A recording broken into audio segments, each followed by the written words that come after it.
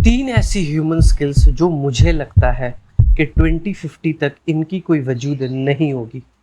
Number एक, हाथों से लिखने की कला। आपकी हैंडराइटिंग। पेट में घोंपने के लिए चाकू जैसे औजार के बाद इस दुनिया के लोगों ने सबसे खूबसूरत आविष्कार किया कि हम अपनी उंगलियों के जोर पे लिखने लगे। हजारों साल पहले ज्यादातर लोग इंफॉर्मेशन को मुंह जुबानी याद रखते थे। फिर लोगों में भूलने की बीमारी आ गई। बुरे लोग अफवाह फैलाने लगे, आधी अधूरी बात बताने लगे। धीरे धीरे लोगों को समझ आने लगा कि लिखना मुश्किल तो है, मगर अपनी तहजीब और अपना इतिहास बचाना है तो लिखना तो पड़ेगा। और भाई साहब, शुरू हो गए राइटिंग कंपटीशन। चिड़ियों के पंख नोचे गए, पेड़ की डाली तोड़ी गई और बनने लगा कलम।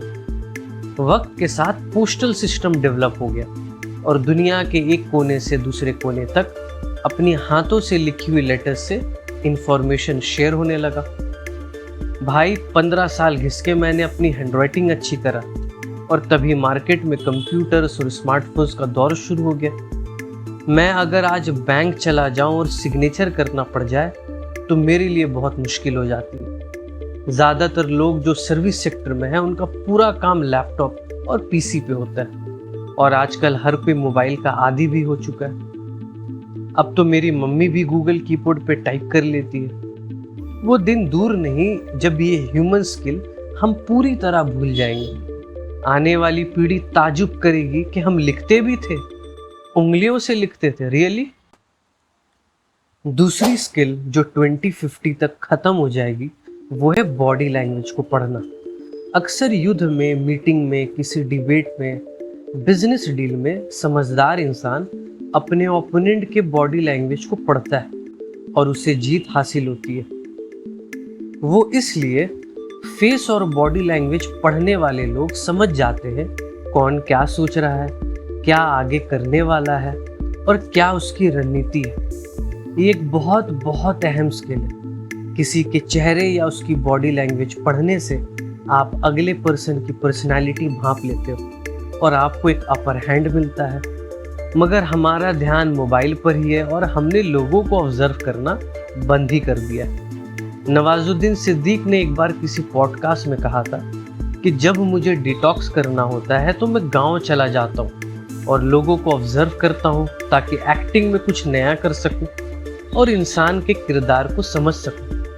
पुलिस वाले और जज के बाद बड़े बड़े artist, writer, painter, philosopher, researcher और बिजनेसमैन लोगों को स्टडी करते हैं। किसी की बॉडी लैंग्वेज पढ़कर इंसान सही गलत में फर्क करना सीख जाता है। मोबाइल की एडिक्शन के वजह से किसी की इमोशन और उसकी ज़रूरत को हम पहचान नहीं पा रहे। लोगों में हमदर्दी खत्म हो रही है। आने वाला दौर में जिसके पास लोगों को पढ़ने की कला होगी वो शायद इंसान कहलाएगा। तीसरी स्किल जो हम 2050 तक खो देंगे वो है स्किल्स टू डू नथिंग, कुछ ना करने की कला। जी हाँ, आप सोचते होंगे मैं क्या ही बक रहा हूँ। आप कहेंगे हम तो पूरे दिन आराम ही करते हैं, बेरोजगारी चरम सीमा पर है, काम ही क्या है करने को। एग्जैक्टली, आप आराम ही कर रहे हो मगर आप रेस्ट करते हुए भी मोबाइल चला रहे हो। नेटफ्लिक्स देखना, सोशल मीडिया स्क्रॉल करना या बस गेम्स खेलना। असल में दिमाग रेस्ट ही नहीं ले रहा। आज के बुद्धिमान लोग कहते हैं कि कुछ ना करना आज के टाइम का सबसे बड़ा कला है। हाल फिलहाल चाइना के एक मॉल में स्पेस आउट कंपटीशन करवाया गया जिसका मकसद था कि आपको 1 घंटे तक कुछ नहीं करना।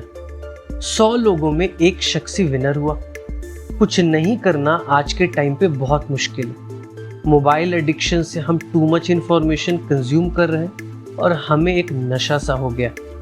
जब आप रेस्ट करते हो तब आप अपने बारे में सोचते हो, अपने आसपास के लोगों के बारे में सोचते हो।